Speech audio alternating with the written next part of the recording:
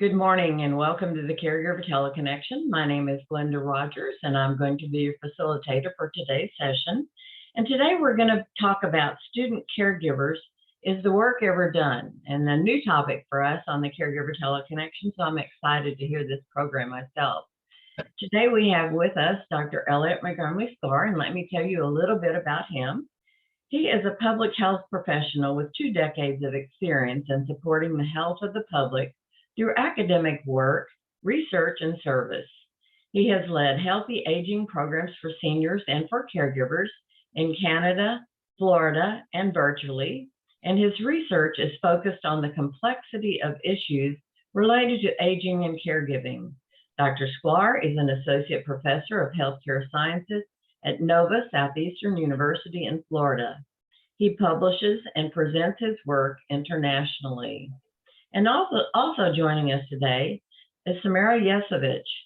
Samara began her clinical career running group workshops for elementary and high school students following a Master of Science degree in behavioral psychology from Florida International University. For almost a decade, Samara worked for a governmental social service organization supporting youth and families before she acquired her Master's of Applied Science in Couple and Family Therapy at McGill University. Later, she became the local wellness advisor for the Yesovitch Faculty of Management at McGill University, where she works with students, staff, and faculty to enhance student wellness at the business school. In addition, she currently works in private practice in Montreal, Canada, and serves as a consultant to public and private organizations across North America. Good morning and welcome. Good morning. Thank you so much for the introduction, Glenda. I know we challenged you with a lot of things to pronounce. I had shared actually that Samara and I have known each other a very, very long time, and it's really a pleasure to be able to facilitate this program together. It reminds me of when we were back in graduate school, and Samara and I both went to Florida International University, where we worked for the Division of Student Affairs. And I had mentioned that really ever since that time, I think to some capacity, we've both always been attending to the needs of students at really any age and in different environments. But it's a pleasure to be speaking to these issues, which I think are really important. And as you mentioned, Glenda, this is a new topic for us for the Caregiver Teleconnection, but it's also interesting how very few resources and programs there are focused on this, especially when the 2020 AARP report on caregiving in America found that 11% of caregivers self-identified as students. So it's sort of important, I think, that we talk about who are these group of students in the context of our discussion today, and with regard to then what resources can best support them. Student caregivers tend to be young and diverse, but perhaps not as young as you might have thought. The average age was 30.6, and the population comprised a high number of African American, Hispanic, and Asian community members. We also found in this report that student caregivers were more likely to be single. Most were caring for a younger parent or grandparent who were on average about 62 years of age, who had a long-term physical condition or an emotional and mental health problem. These caregivers also provided an average of 22 hours of care per week, which is quite a lot when you think about it, in addition to possibly working and also attending classes and having to manage course assignments. The other thing I think it's important for us to keep in mind is that I really do believe these statistics to be underreported. We know in general that there is an underreporting of caregivers, especially caregivers from diverse racial and ethnic backgrounds. But if you think about what you might, just conceive of as a college student and what you might think of as someone who's a caregiver, the image in your mind might be quite a bit different. Student caregivers also reported being employed an average of 32 hours. So think about that, 32 hours plus 22 hours of providing caregiving assistance. That's more than a full-time job right there. That doesn't even factor in time spent on campus or attending courses, et cetera. So while that 32 hours of working is typically fewer than non-students, the work that these student caregivers do tend to be hourly. So they more often reported experiencing financial impact as a result of caregiving, and as a result of being paid hourly, because typically hourly employees do not necessarily have full benefits like paid time off. Another challenge for many of these students is that if they do take a pause from their studies to focus on caregiving responsibilities, that can actually very much impact the financial aid that they might be receiving, making those kinds of decisions quite overwhelming. Now, surprisingly little is known about the lives of these caregiving students or the ways that institutions of higher education can or should be doing to support them. So I think it's really important that we know more about the group, both from an academic and also from a practical perspective. Just this past year, the first meta-analysis, and what a meta-analysis is it's a study that takes all of the findings of the studies before it into account. So it tends to be more accurate and less biased, for example, than an individual study might be with its methods. So this first study was just published this past year. And what the research found was, in my opinion, not surprising, that the challenges of caregiving students were greater than their counterparts, and certainly in areas like isolation, having limited personal time, experiencing financial burden, and that there is far too little research and far too little attention to the issue. The findings also discuss that many students are not your typical 18 to 22-year-old undergrads, especially with online learning as an increasing option across all highly recognized universities. So as Glenda had mentioned, I work in a Department of Healthcare Science. And what really struck me is, as I teach future nurses and physician assistants, doctors, dentists, if we don't create a culture of care in our learning environments, how do we possibly expect our students, when they're out practicing, to recognize the important role that caregivers face and to acknowledge that? So now that I'm off my soapbox, Samara, I want to ask you, in your work with students who are caregivers, what have your experiences been like, and what are some of the challenges that you've seen these students face? So in order to answer that question, I'm just going to tell you like a really quick story, because that's how I do. When I was an undergrad, I remember I was taking this class, and like there was a bunch of us, and we had this test coming up, and we were studying and studying and studying, and like, who knows how many hours. By the time it was actually time to write the exam, I was like, I just want to, like, I deserve an A for all the studying that I've already put in. Like, I've done nothing else but study for this test. And like, I'm just too exhausted to even write the test. So why did I tell you this story? It's because it feels like a student's work is never actually done, right?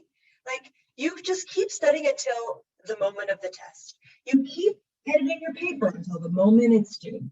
You keep all these assignments, like they're not done. Your work is not done until you give it in. I mean, that's a choice that you make, but it's what we associate with student life. And if that's the case, how are you ever going to be able to manage your time properly? So, when you're working and you sort of have like maybe a 9 to 5 or whatever your hours are, it's like when you're at work, you're at work. When you're not working, you're not working. But as a student, those boundaries, those lines are very, very blurry. And that is a huge, huge challenge for student caregivers, because it's like, how am I even supposed to even begin managing my time when I don't even know what my time is exactly? So that's a really, really, to me, like a huge thing. And also, Elliot, you had mentioned the idea of isolation. Now, I know there's different ways of looking at like what does isolation even mean? The way I see it lately, especially for student caregivers, is that, student caregivers are pulled in so many different directions, but they're pulled in unexpected directions, right? Like we said, we associate, like, what is your mental picture of a student, right? Like, oh, I'm gonna join a frat, gonna like party all night, gonna drink, gonna have fun. Oh yeah, I'll go to class also. Like, it's a kind of it's never carefree, but it's, you know, the idea that you're in it for yourself, right? Like you're in your 20s, maybe even your 30s, like self-absorbed, like figuring it out, all, you know, it's all about you. And that's obviously not the case for student caregivers. So people don't expect it. Like, for example, you might approach your instructor, your prof, to ask for some sort of accommodation, and they don't necessarily know how to deal with you. They don't even know, like, maybe I'm not telling the truth. I have a lot of students, they say all kinds of things. I don't know. So it can be really hard to find the specific kind of accommodation that you need because people don't know. You're kind of invisible, you know? It's like you're this invisible cohort with all these different intersectionalities. And until we sort of like bring light to all this, yeah, it's going to be really difficult to find the right resources and accommodation. And it's like Elliot was saying earlier about in this post-COVID world where there's so much online work. Elliot the other day was telling me about, you know, they were in this hurricane, and in the past, everybody would just go home and take care of themselves and their families and like see you after the hurricane. And now it's like, nope. In the post-COVID world, everything can be done online. No more excuses. No more breaks. Business as usual. Even though it's like impossible. People like don't even have electricity. That's like a whole other story. But it's like there doesn't seem to be a break for anyone. But of course, student caregivers are definitely hit the hardest. So I think something that you said was really important about faculty not knowing how to respond if a student self-identifies as a caregiver. And I think that that's part of where the problem begins. It's almost like a census, if you will, because when students who are caregivers don't self-identify, that becomes a trickle-down problem. And I'll explain what I mean by that. As I mentioned, caregivers often don't self-identify, and I think student caregivers are even less likely to do so. And Samara, I think some of that is exactly what you said, the fact that there's this great juxtaposition between the role of caregiving and the role of being sort of a carefree student. But many students, and I've had this experience, do not let their professors know that they're juggling many things and that they might need some accommodation or support. I often only learn that my students are caregivers after they have missed deadlines on assignments, and then I reach out to them. So I always tell students at the beginning of a semester, it's always better to let someone know if you might need some support or flexibility, and also to help work then with student services to help support that student. But the problem is that when very few students recognize their role as a caregiver, as such, very few colleges and universities then have dedicated services to support student caregivers who might be enrolled. And in many cases, I think the students fit into existing programs that might provide academic help or financial help or even mental health counseling, all of which can be helpful certainly to student caregivers, but very few institutions have a designated student caregiver resource. Like a one-stop shop. Yeah, and a main issue that complicates that is just really the fact that these students don't self-identify. According to the AARP study that I talked about at the beginning of the hour, only 1 in 3 students who are caregivers who identified in the study, as part of that 11%, said that they have let an instructor or another staff member at the university or college know that they're a caregiver. Only 1 in 3. So that makes me believe all the more that AARP data is underreported. And we also have to remember, if you think about AARP, most students don't identify with AARP, who's collecting that data and running that survey. Yeah, it's true. We don't really think about AARP as like young, hip, student friendly. Right. You said something that I think is really interesting, and it reminds me of something that is changing. So I work at a university where, fortunately, student caregivers are served pretty well, and I thought it was the norm, and I'm finding out now that it's not the case. But one thing that I have noticed, and I actually went back to school. I was a student. I think in 2016 to 2018, so pretty recent. And to to be fair, I was studying counseling, right? Therapy. So those professors tend to be more attuned to these kinds of things. But on the first day of each of my classes, my professor, or my instructor rather, said, okay, everybody write down on a piece of paper everything that you think I need to know about you. Like whatever, not like what's your favorite color, but like what's going on in your life that makes you, like something exceptions you think I need to know as your professor. I was not a caregiver, but I had serious back problems. So I'd be like, oh, I'm gonna get up, I'll sit down, I'm gonna be stretching, I have this ball that sometimes I would go against the wall, it looks like a bear scratching my back. Like, that's something that I'm going through. But I find that when professors invite, they don't just invite it, they instruct it. Like, this is your first assignment. And it's a great way to bring that out. And I know we're talking to students, I don't know, maybe there's a teacher in this crowd. I don't know, maybe a teacher will see it, maybe an instructor will see this. So if you do it. Students are going to be really grateful, and it's actually a small thing that you can do for students' health. I agree. And as a faculty member, I echo that. That's why I say that I think we really need to think about creating these cultures of care in our environments of learning to normalize the experience of caregiving. I thought this would be a good time to ask our participants today if you have any thoughts or comments about anything that Samara and I have discussed to this point, or any questions. So simply unmute your microphone and I will call on you by your name. As I said earlier, the chat box is open. You can always put a question, comment in there as you think of it. We will also be providing some specific tips that students can follow as our program continues. It looks like everybody's just thinking about the information you're sharing. So, all right. Well, if anything comes up, you can feel free to type in the chat box. One of the interesting things from the study that I was talking about earlier is that the research found that student caregivers more often embrace technology to support their caregiving tasks, which I thought was quite interesting.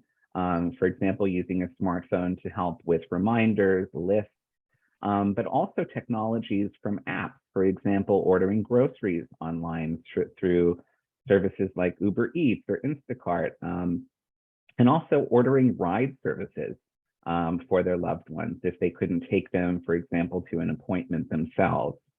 They're also more inclined to use apps for medication reminders, refills, and to manage medical records, which is a skill that we really recommend all of our caregivers take on. So there are a lot of things, and I think that's one of our hopes for today's program, is that there are things that students who are caregivers are doing now that has been found in research and should and could be doing that's already part of what you're learning in school. So one great example is learning how technology can help you and others, certainly. I think one of the best tips or tools I can provide to student caregivers is really just that, to take what you're learning in your course of study, for example, time management, organization, prioritization, and that to me often involves making checklists or to-do lists. We have often, for our general caregiver programs, recommended this to help streamline what it is that you think that you need to do every day or what you might cross off. But these are skills that really benefit caregivers immensely. And specifically, checklists are really helpful to have a broad view of all of the things that a care recipient might need. And also then how to prioritize or how to delegate, which I think is also very important. So we have here an example of one of these checklists, and we'll be sharing our slides after our program today. But Samara, I did want to ask you, when student caregivers feel like the work might never be done or that really they're burnt out, what do you think that they should do? Geez, how much time do you have? What do you think of it? Well, I think you nailed it when you said something about delegation, and it's really important to actually. Okay, so a few months ago, somebody from my faculty came up to me and she's like, "We need to create a program for the staff here that feel like they're overworked and underappreciated, and like they don't trust anyone. We should come up with like the perfect thing. Okay, no problem. So one of the things that I came to realize is that there's a lot that we get a lot out of complaining. Like, oh, this sucks, and this is everything, and I have to do all these things, and so on. But the thing is, it's a really great way of expressing yourself. And like, I don't believe in toxic positivity. Like, you should definitely feel whatever you're feeling. But in the long run, it's not going to get you anywhere. What you need to do is ask actually for what you need. Like, delegate or ask for help, or like talk about what your life actually is, you know? Another thing that I wanted to talk to you about was self-care, because I think that is very much connected to what we're talking about. Like, what do you do when you feel like you're so overwhelmed? And, you know, personally, I think drawing boundaries is the most important part of self-care. And it's important to remember that boundaries can be one way. You know, we often think about interaction as being very two-way, but when it comes to your own self and drawing your own boundaries, it's not necessarily for other people to respect your boundaries. It's for you to stick to your guns when you draw your boundaries. Like, somebody's being mean to you, somebody's being rude to you, somebody's asking more of you than you have to give. It's not for them to understand to stop asking you. I mean, that would be nice. But for you to go, no, this is my boundary and I'm sticking to it. So it's a really finding a balance if you can, and finding little ways of caring for yourself. It's really important. And I think it starts with, it's going to sound really cheesy, but knowing that you deserve it, knowing that you're worth it, knowing that, you know, all the things that you're doing. I know sometimes it feels like you just have to do it, but like, it's kind of a deal, and you need to give yourself credit for it and like allow yourself, because if you burn out, if you try to be everything to everyone, in the end, you're going to end up nothing to no one. And what do they say? What's the whole thing with the plane, right? You have to like put your own mask on before you put your child's mask on, whoever you're caring for. You got to put your own mask on first. Do you think it's harder for younger adults to define what their boundaries might be? Oh my God, yeah, because it's really, first of all, the idea of boundaries is kind of a new phenomenon, right? It's not something that we talked about much 10, 20 years ago. Especially like with our parents, the baby boomers, there was no such thing, right? That's the thing that I love about students. I love about Gen Z. Okay, this is my philosophy. I mean, I don't necessarily know that everyone we're talking to is Gen Z. I'm a millennial. I was actually the first. Elliot and I were the first millennial, because I'm born in 1980. So we know everything. Stay tuned for our caregiver millennial talk. You know, baby boomers suffered because, you know, that was like part of their culture. They never questioned it. And then Gen Xers suffered, and they wore it as like a badge of honor. Like, they're so cool. Like, the more you suffer, the cooler you are. Millennials sort of said, huh, is this what I want? Like, do we have to do things the same way as everyone else has done? Do we really care that much about paper towels? And then the Gen Zers are just like, nope, not gonna do that, not gonna suffer. And if I have to suffer, not gonna suffer in silence, because they're all emotional exhibitionists, which I just freaking love. And I take a page out of your book all the time. Sorry, what was your question again? Well, I was asking about if it might be harder for younger student caregivers to define boundaries. Yes. And I think, and the boundaries that we're talking about, for example, if you're a caregiver and you have to help with activities of daily living that might involve bathing, for example, it might not feel comfortable for you to have to bathe a parent. So that might be something that you might want to get some assistance with if you have the resources to do so. So I think that's, you know, a good example of a boundary. But I had another question for you, though. If there is a point at which you think student caregivers should consider maybe taking a pause on their studies if things feel too overwhelming. Okay, so it's funny that you're asking about boundaries, because we just stumbled on one of mine.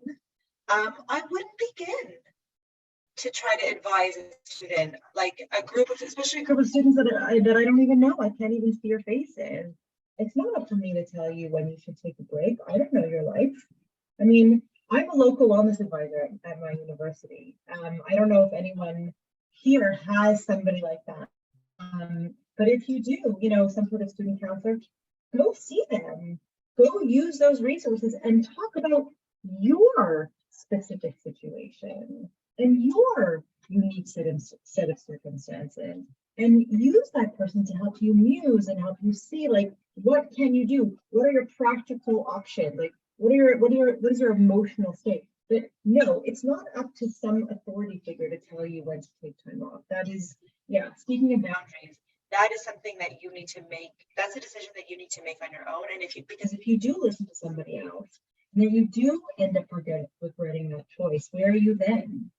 So no, I would not even begin to tell somebody how to manage I would tell you how to manage your time, but how to manage your life in that way. Sure. That would not be fair. No. I think that's a very honest response, and I think it's a layered and complicated question that I asked you, and it again goes back to, I think faculty also don't know what to do or how to advise students, and the same holds true for some of the support personnel. I recently had a doctoral student whose mother had been diagnosed with cancer, and it was her mother's request that her daughter not take a pause in her studies. And so the student felt very responsible to be the best caregiver she could be, but also the best student she could be, because it was what her mother had requested. But her performance was clearly being impacted by the multiple roles and demands placed upon her. And her studies and her grades started to fall, which made her feel very badly. And I had worked with her to adjust due dates and connected her with university support staff. But as a doctoral student working on her own research, that takes a lot of time and focus. And she really just did not have it to give, which I think is so understandable. Now, despite not doing well over an entire semester, she decided to still continue along and take her qualifying exams for her PhD, which she wound up failing. Now, I bring up this example because it broke my heart, but sometimes I don't think that we need to layer stress on top of stress, if that is an option. And I think it's important for people to consider that and also think about what's working for them and what isn't. So if you're a student or you have a student and you see that their academic performance is starting to slip, and that might be related to their caregiving responsibilities, it should be a signal perhaps to ask for help, but I think a signal for also assessment of what you need to look after yourself. And I think really from a faculty perspective, that's one of the other things that student caregivers should know. I think also the experience of COVID-19 made us so much more aware of the backstory of many of our students and our colleagues too. Older people and caregiving has really been a silent thing on campuses, but faculty have had kids or have been caregivers for extended family members well before the pandemic. So it was always on our campuses, but it's not something we paid much attention to. And I think this is the new face of higher education, and it's not going to change. In fact, I think it's changing so rapidly that we need to adapt. And I think COVID really accentuated a change in higher ed in terms of demographics. For example, we have many more older adults going back to school, and the increasingly global populations of our campuses makes this much more important. So to those student caregivers listening today, quite simply, you are not alone. I think every department, every faculty, everyone has been impacted by COVID. Many people have had to assume the role of a caregiver at some point during the pandemic, or have been sensitive to someone who is going through that experience. Now, student caregivers also feel a great sense of purpose or meaning from their role. But many report that they would also find it helpful for a doctor, a nurse, or a social worker to ask about the self-care needs, and that would better help them support their care recipient.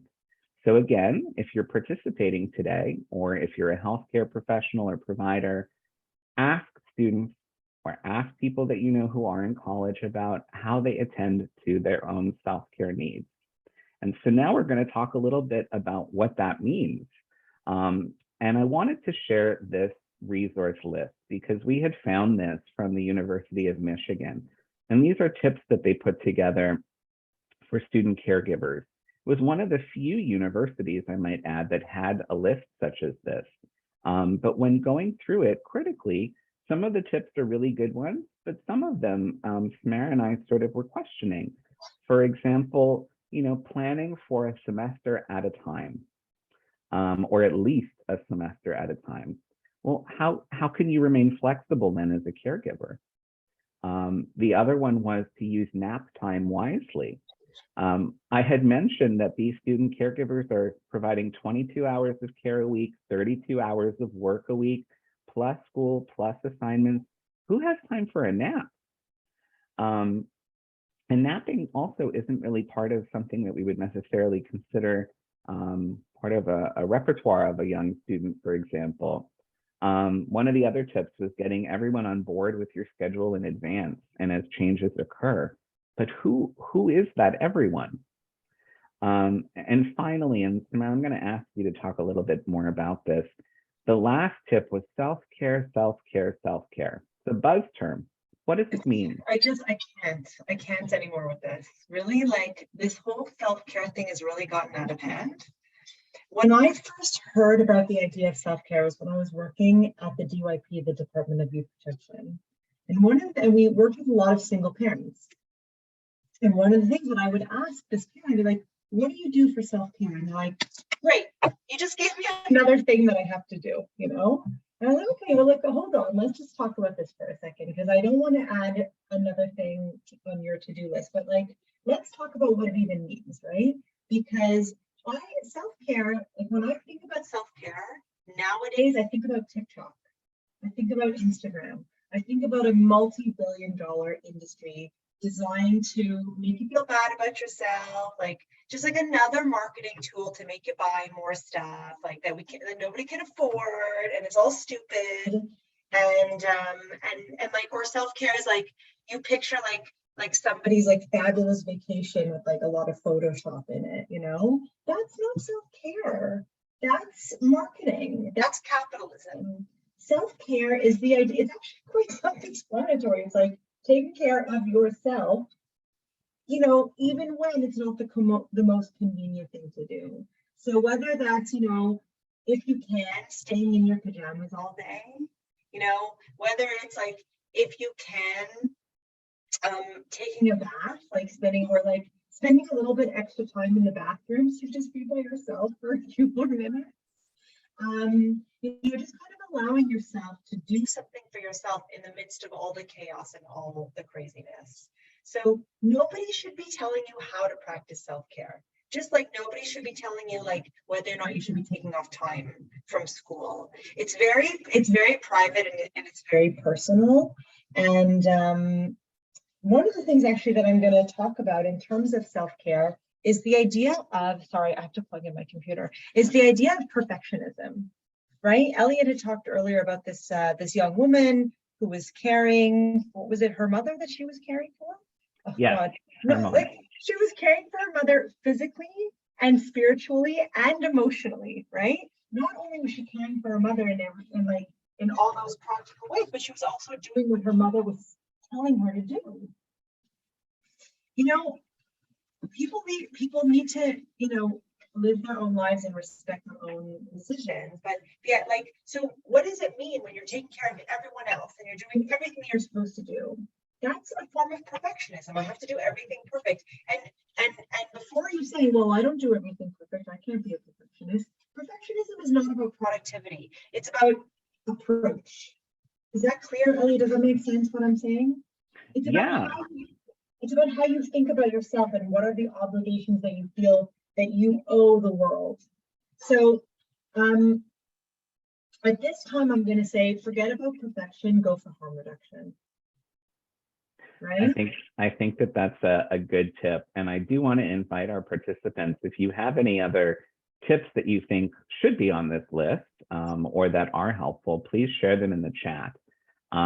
I'm going to ask Samara to continue on to talk a little bit about procrastination when she's back in the screen. But so let me advance the slide here. But like I said, if we have anyone in the audience, please use the chat box to ask us questions as we go and to share anything that has been helpful for you. I really love talking about procrastination. Well, let's not wait. Let's talk about it now. Wah, wah. Very funny. Okay, so here we have the procrastination cycle, okay? So I just want to make this bigger so I can, man, I'm having some technical, here we go. Okay, so the procrastination cycle. So we think, we often think of procrastination as a time management issue, and it's not, I mean, it is. Not to pretend it's not, but that's not all it is. It's like a very oversimplified way of looking at it. Procrastination is about harm reduction, in terms like emotional harm reduction. It's about impulse control. It's about perfection. It's about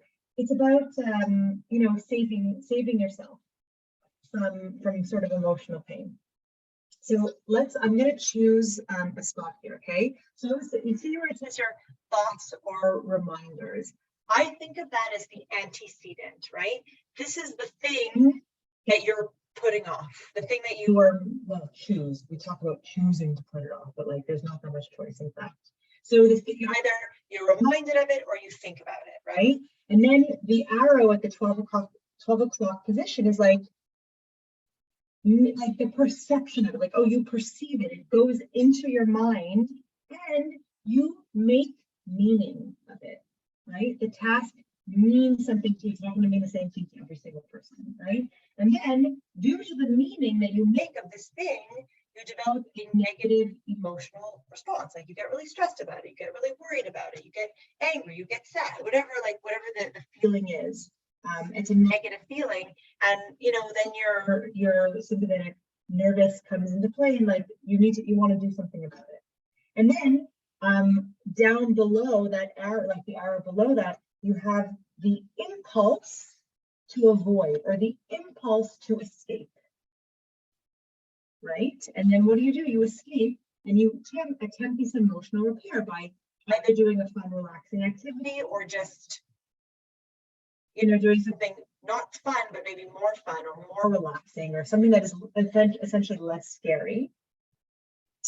And then you have the last one here, which is basically, your reward, like the dopamine, or like the passage of time, whatever consequence comes of this. Now, I want to ask a question. I can ask, Glenda or Elliot or anybody wants to answer. Look at this cycle. Like it took me a little while. It's like kind of complex. It took me a little while to explain it. Now, other than the obvious passage of time, like from thought to reminder and the emotional repair, how long do you think that takes? I think it might vary for different people. No? Done. It happened already. It's 1/23 of a second. It's done. So the reason why I want to break this down is because if you have no idea what's going on, and if you don't think about this cycle and the details, you've already procrastinated. You feel like you made a decision, but it wasn't. It was just an impulse thing. Your body has already done the work for you. So what do you want to, if you consider yourself somebody who procrastinates more than you would like, my first piece of advice is look at the cycle. Try to understand the meaning that you make about this task that you have to do. What is your relationship to this task? Why is it making you feel the way it's making you feel? Is it because you are really hard on yourself and you think everything that you do has to be perfect? Is it because you think the thing that you have to do is going to take more time than you have to give, which is kind of a real thing? Is it because you don't feel it's secure enough in your ability to do it? Like there are so many reasons, and we're not going to get into them here. And I'm hoping to eventually do something with more detail on procrastination and time management. But for now, please take a look at this. It's really important. So in the interest of time, because I am sensitive, we only have a couple of minutes left, Samara, I'm going to ask you to talk about the importance of lists, which I think links well with procrastination because it deals a lot with prioritizing. Yeah. Well, actually, we're talking about a little bit about, we're really good at talking about like all the challenges and it's such a drag and what a bummer and all the stuff that we have to do. But, student caregivers are going to have a leg up, right, in the job market eventually. And when it comes to building and creating families and relationships, like you already have these skills that a lot of your counterparts were too busy, sitting at the quad to even pay attention to. So it's like pay me now, pay me later. So that's something that you have to look forward to. I think there's going to be less of a shock. But yeah, I like lists. A lot of people like lists. To-do lists are fun. Like I'm not going to obviously know what the to-do list is. I'm not. We don't need to reinvent the wheel. But what about a to-don't list? These, or you call it either the don't do or the to-don't. So this is a list of really unproductive or pain-bringing things or mean things that you're not going to do today. Like you can write down a list of things that you tend to do and you have to like know yourself a little bit, and then tick them off as you don't do them. Like I'm not going to waste time watching TikTok videos today, or I'm not going to call myself a loser today, or I'm not going to let myself get caught up in a conversation that goes nowhere today. Or, I don't know. These are just things that I'm making up on the top of my head. But it's a great way to first of all, it's great. They're pretty easy to tick off. And it's a great way to, form awareness of the things that you do to get in your own way. And to maybe, build that self-confidence, like understand your self-worth, So I really like those lists. And but my favorite one is the why-do list. So the why-do list is very much like a to-do list, but it's but when I say like the more difficult items, like the items that kind of stay, like you keep on writing them down, they just like don't seem to get off the list. So the more difficult, the more stubborn items, you link into your more long-term goals, your values, right? Because people, that old saying, when the going gets tough, the tough get going. No, I don't. This is not a very, very dated, very unattuned. It's not that when the going gets tough, the tough get going. When the going gets tough, those that are in touch with like what they're really living for, those are in touch with what they truly want and what is important to them, those are the ones that get going. So it's important to know your values. And when I say your values, I don't mean the values that you were taught as a kid. We're really great at teaching kids what to value, but we're not really good at teaching them how to understand their own values. So that's another thing, another piece of advice that I would ask you to do is like try to get in touch with what's really important to you. And then if you have things that are like stubborn things on your list that you're not getting to, try to link them and see if that makes things a little bit easier for you to accomplish. We also wanted to talk about where students typically access resources if they are caregivers. So Samara had put some of these examples together of resources within the Montreal community where McGill University is located. But these are some good examples, I think, of what typical resources are that exist within university communities. And Samara, I'm not sure if you wanted to talk more to that. I mean, there's not that much to say. It's pretty self-explanatory, and only because the red points here are links, so you can click on them and explore them. But so at McGill, we do have a caregiver department, and we do have a couple advisors and people who are there, like social workers and people who are there to help. But there's also there's also a website at McGill designed to that's sort of designated for caregivers, and it's basically divided up into two main categories: parents, right, like student parents, and students who are caring for elders. Usually, like there's a lot on dementia. So it's broken up into the two main characters, and there's subcategories. And And there's a lot of really great stuff here. There's talks that have been like not, I guess, not pretty dissimilar to this one, like talks on actually caring for people who are suffering. Like there are quite a few talks available that you can like sort of watch at your leisure. Of course, I have to be careful with the word leisure. It's not like but there are resources here, and I don't know, if you have a chance, it's a great way to explore. And I think really the point here too for our participants is that McGill University is a great example of a university that does have dedicated student caregiver support services, but many colleges and universities do not. Many high schools, especially in elementary schools, do not. So you can certainly look to those institutions that do. McGill is a great example.